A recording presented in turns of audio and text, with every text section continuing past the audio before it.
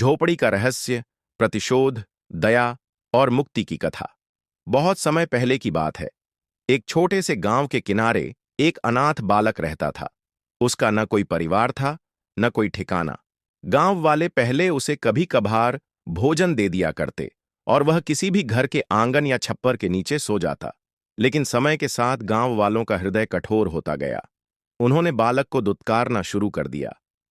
अपमानित होकर बालक ने गांव के बाहर एक टूटी फूटी झोपड़ी बनाई और वहीं रहने लगा। दिन भर खेतों में मेहनत करता, शाम को कुछ पैसे कमाकर रूखा सूखा खाता और उसी झोपड़ी में चैन की नींद लेने की कोशिश करता।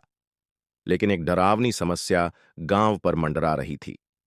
हर रात एक नरभक्षी राक्षस गांव में आता और पशुओं को मारकर खा जाता। लोग दिन भर जंगलों में अपने मरे हुए पशुओं को खोजते रहते, पर निराश ही लौटते। एक दिन एक ग्रामीण ने जंगल में उस राक्षस को देख लिया।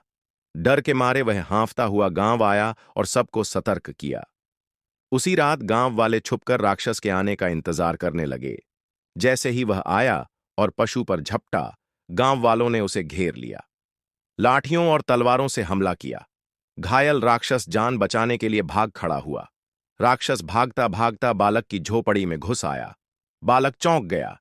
जैसे ही उसने लाठी उठाई, राक्षस ने हाथ जोड़कर कहा, मुझे बचा लो, नहीं तो ये लोग मुझे मार डालेंगे।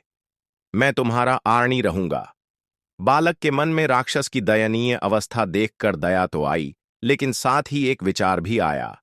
जब मुझे समाज ने अपनाया नहीं, तो अब मैं क्यों उनके साथ रहूं? काश मैं इस राक्षस के जरिए बदला ले सकूं।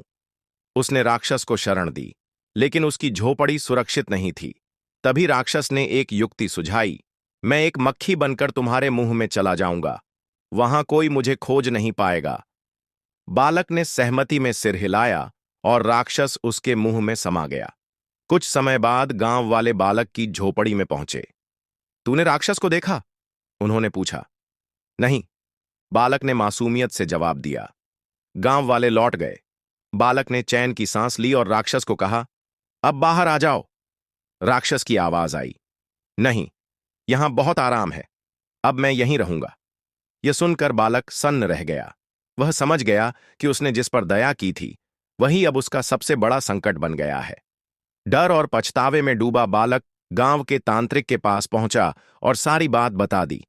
तांत्रिक ने गंभीरता से कहा, तूने जिस गलत रास्ते को चुना, अब तुझे उसी से मुक्ति पानी होगी, लेकिन पहले तू गांव वालों से माफी मांग। बालक ने उसी क्षण गांव में जाकर सबसे हाथ जोड़कर क्षमा याचना की। गांव वालों ने उसकी पश्चाताप भरी आंखों में सच्चाई देखी। तांत्रिक ने एक काले जादू की औषधि बनाई और बालक को दी। जैसे ही बालक ने औषधि ग्रहण की, उसके शरीर में एक तेज उबाल आया। एक जोरदार उल्टी हुई और उस राक्षस की मृत मक्खी रूपी देह मुंह से बाहर आ गिरी। गांव वाले हैरान रह गए। बालक ने गिरती हुई लाश को देखा और फूट फूट कर रो पड़ा। गांव वालों ने उसे गले लगा लिया। तू अब हमारा है।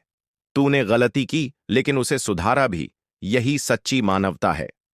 दया और चालाकी में फर्क करना जरूरी है। प्रतिशोध की आग अंततः खुद को ही जलाती है। पश्चाताप और सही मार्गदर्शन से सबसे बड़ी मुसीबत से भी छुटकारा पाया जा सकता है।